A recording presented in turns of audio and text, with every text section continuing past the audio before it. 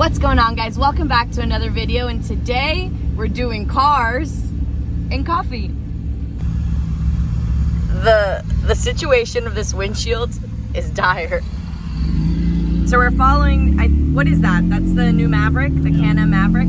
So he's going to the Cars and Coffee too. So the cool thing about this Cars and Coffee, this is our second time, guys. We went the first time they had it. This is their second one. I think it's like the first, oh no, maybe like the second Sunday of every month. I don't know what it is, but it's an off-road Cars and Coffee. It's at this Sinclair's that also has a coffee shop, but check out this house. It has a helipad. We have arrived. So it starts at 8 and it's 7:54 right now. And we brought some friends. We made Brittany wake up at 6:30 a.m. So that... Yes, we did. I don't know how you did that. Oh, I just asked nicely. Our JL, Kevin and Brittany from Light Bright's stepchild, JL. And then, have we named it yet? Plan B. Plan B. Boof.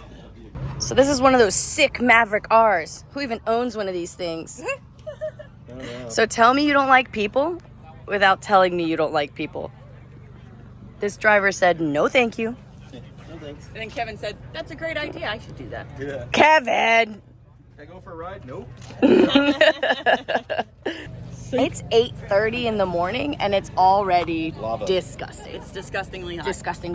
We parked over there in what used to be shade. It's not anymore. Yeah, there's a little shade left. Not Better enough. than here. And Cars and Coffee has come to an end, guys. Brittany moved it to be out in the sun. Look who we found. He's out here working, Dan. Dan and Hunter. So after a quick Cars and Coffee, we're heading home, guys, because in 2 days we're heading out to the Rubicon Trail. So we have tons to do. We have to prep the Jeep. We have to decide if we're going to put a hard top on it or if we're going to do just open top the entire Rubicon Trail. Open top. This is the entrance to Sand Hollow. So, would we even have Jeeps if they didn't from time to time act like pieces of garbage? Unfortunately, today is Taryn's turn, guys. Dun dun dun! She decided to come to Utah and explore its natural wonders. But her Jeep is not happy. It is overheating, and so here we go. Diagnosing Taryn Jeep Day. That's not chocolate milk. Yeah, that's pretty bad.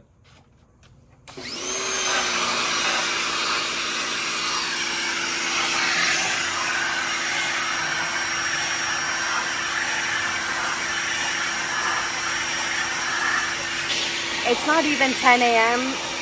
It's already like 100 degrees.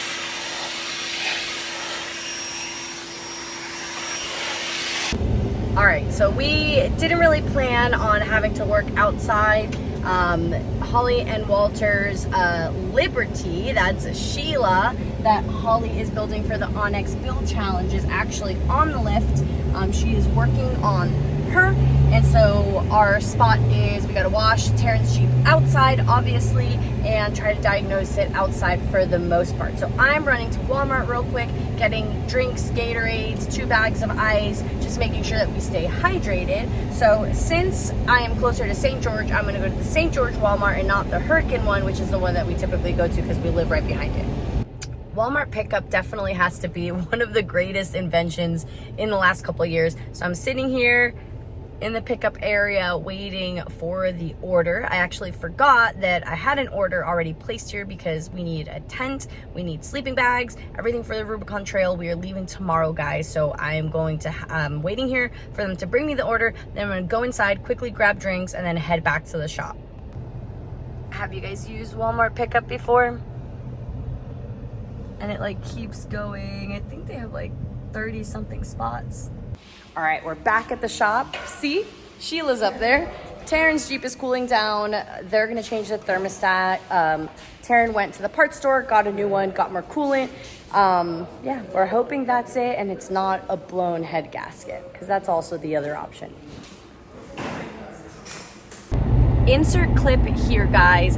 It must have been the thermostat that was the issue in Taryn's Jeep. Marlon went ahead and changed it. They added coolant, burped the lines, and eventually it started working again. I don't think exactly when Marlon changed it. I think it still had air after that, and then another buddy went in and burped it further, and it isn't overheating anymore. So yay, that's a win, not a blown head gasket. Happy Monday, guys. So today is the day that we're leaving Hurricane and heading to Reno area. Gonna drop off the truck and trailer and then drive the remaining 2 hours to the South Lake Tahoe area. I still haven't packed. So for the most part, there's no cell phone service in the Rubicon Trail. So I'm gonna leave this side for Marlon, this side for me, and he packed. His stuff is already in a duffel bag, but I'll grab that and put it in there and we'll be good to go. All right, first stop of the day, gas. Well, not really. We've already been on the road. Ta-da! So I'm driving passenger princess. She's my chauffeur for today. The boys are all in the truck with the trailer and the 2 Jeeps on it. So we have Aaron's Jeep and then the JL.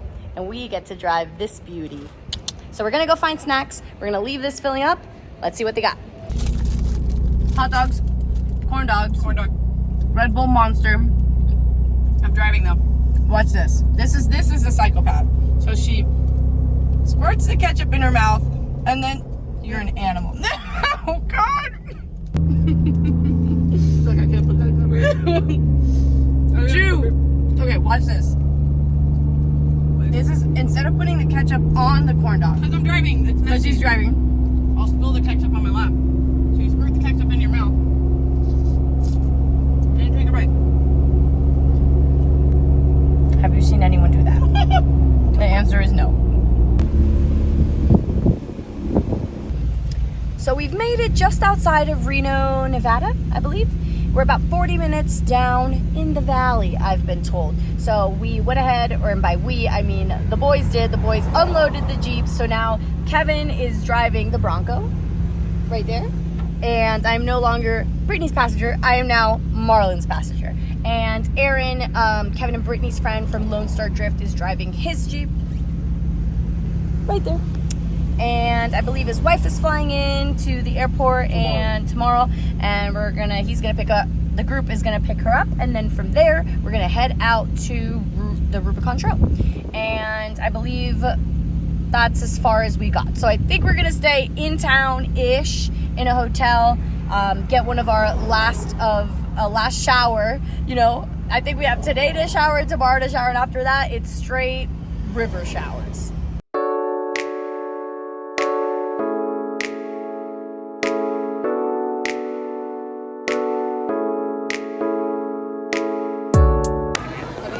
Yum. Is it down below that? Autofill? I don't think so. Not, or it's not autofill, but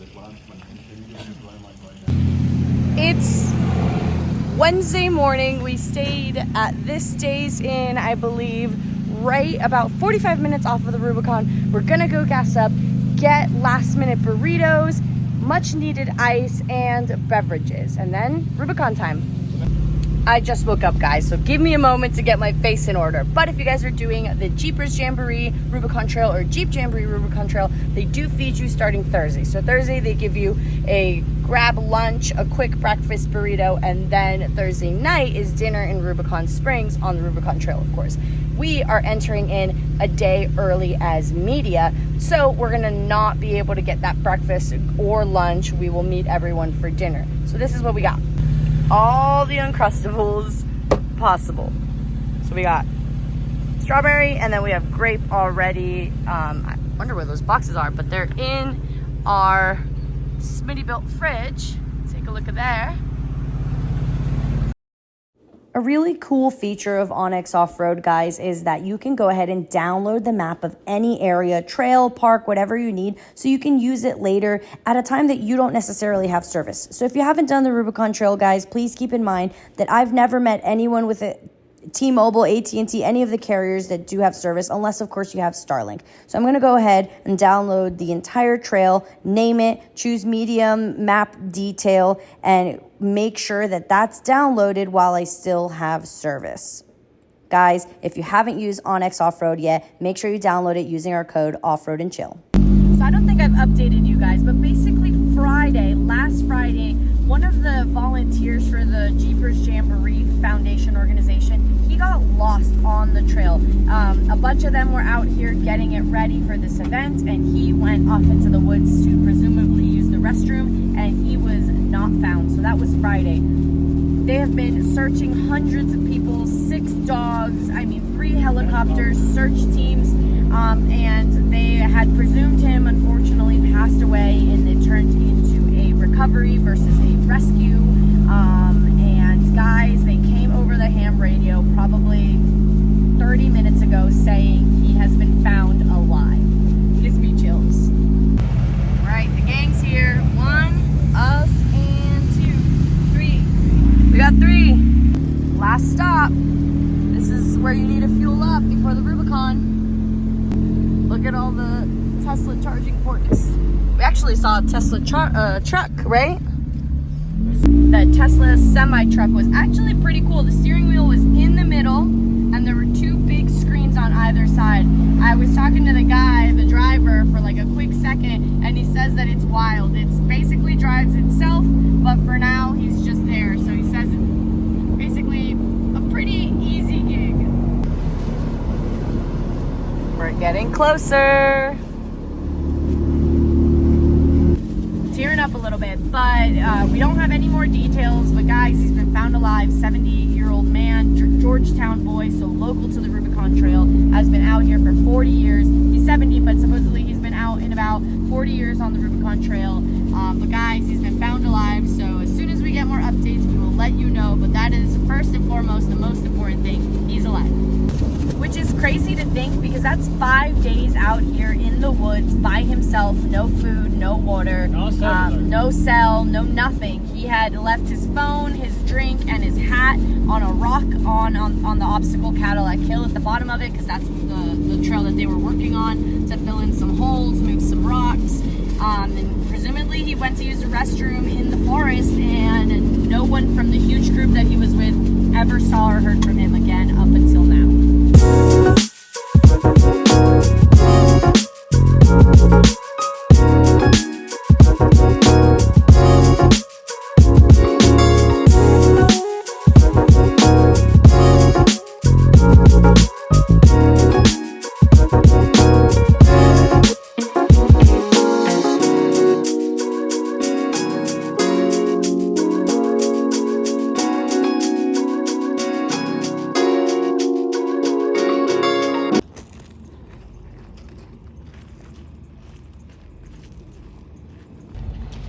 We made it, guys.